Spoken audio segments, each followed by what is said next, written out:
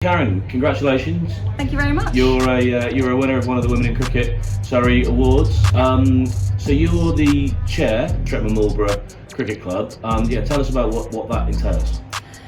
A lot of WhatsApp messages, definitely that. But first of all, no, it has been a great honour. I was elected chairwoman in November 2019. I was really looking forward to my first year, and then of course that was 2020 when COVID hit. So it has been challenging, won't lie. We all know how cricket clubs fared during that time. But thankfully with support from the council and too from some members who paid their membership not knowing if they would play that season, we managed to pull through financially. And ever since, we've actually been growing from strength to strength. A lot of people, as more clubs have discovered, a lot of people rediscovered cricket, and we now have 8 teams on a Saturday, and this year for the first time 2 women's teams. Amazing. So 2 women's teams. You've won the Female Official Award. Tell us, I think sadly it's sort of relatively rare for cricket clubs to have a chairwoman.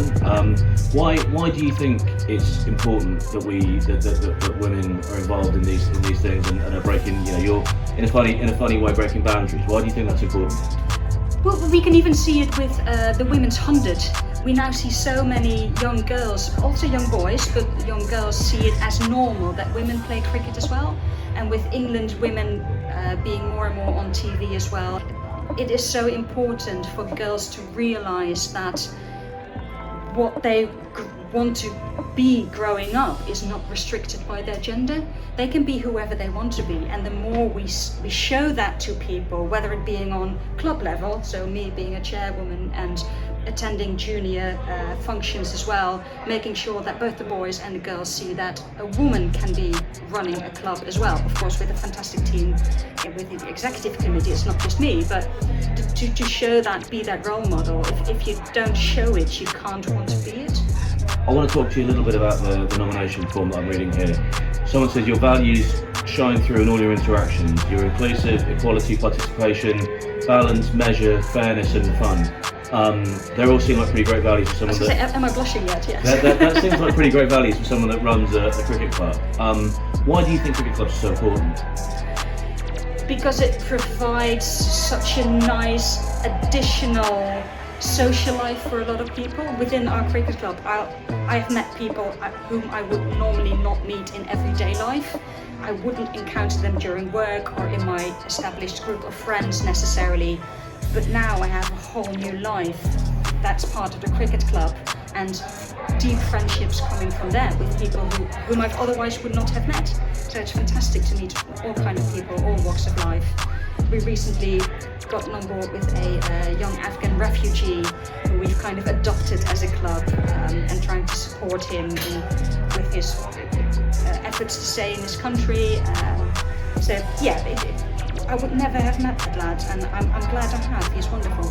And final question, what would you say to any woman that was thinking about taking over a club and someone's trying to badger them into being chair? What would you say to them? Just do it. You can do it. If any man can do it, why can't we? Massive congratulations. You're the winner of the Mum and Daughter Award. I thought it was an amazing category to have as award. In your nomination, you're described as team MC, and a really, an integral part of Streatham and Marlborough Cricket Club, represent the essence of a mother and daughter partnership at the club. How did that come about? Tell us about what an amazing, it must be an amazing thing to do for you two as a bonding thing, and how did it come about? Well, I play hockey in the winter when I wanted a summer sport, so I was like, can I play cricket? And then I did a summer with the girls, but I was the oldest one, so then the women were like, come down to winter nets and have a go. And my mum was like, well, I'm not going to sit in the car for 2 hours while you play cricket, so I'll come along as well. And then we just started training together and then went from there. That's amazing. How did that feel, playing along? That must have been pretty cool. Now it's quite cool. 13-year-old me, I think, appreciated it a bit less. I was like, Mum, you're so uncool. But it's pretty cool now. How did you? What was your thought process there? You just thought, I'd played cricket at school, but then hadn't done for years since. It was literally that. Izzy's like, I'm not sitting for 2 hours outside a sports hall while Izzy's training. I may as well go and train as well. And I remembered how much I enjoyed playing a team sport because I hadn't played one for a while.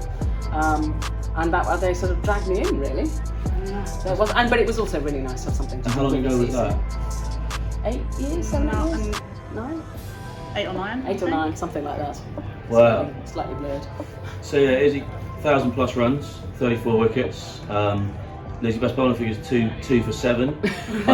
Tell us about going on tour to get. So you when you were 18 or 19, I guess you went on tour with your mum to Malaga.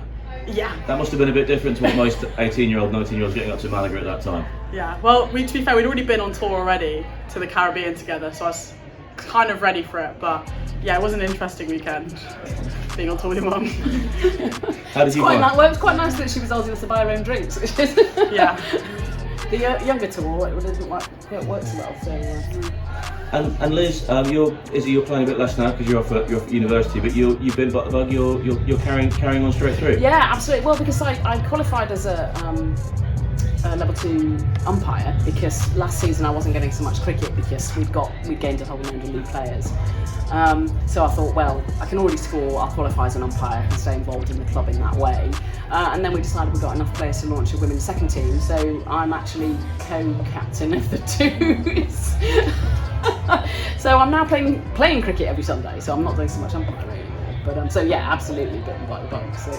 And tell us, Streatham and Marlborough seem like a really brilliant cricket club. They seem like a really, the chair of Streatham and Marlborough has also won an award in these things. Tell us, why do you think it's so important for cricket clubs to have women running through the administrative structure of them as well? Why is it so important for cricket clubs to have that gender diversity?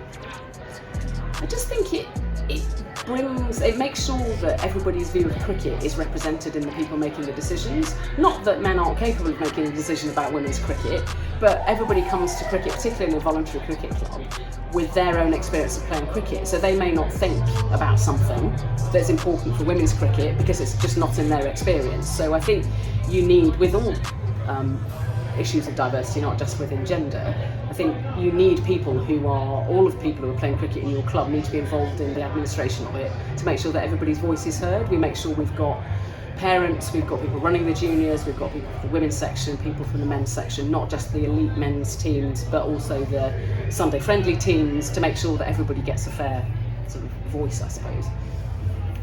Right. I just wondered, do you have anything to add to that? Not really. I keep out the administrative stuff. I'm just like, I'll turn up on a Sunday, hit a ball around, do some running, and then that's it for me. Fantastic.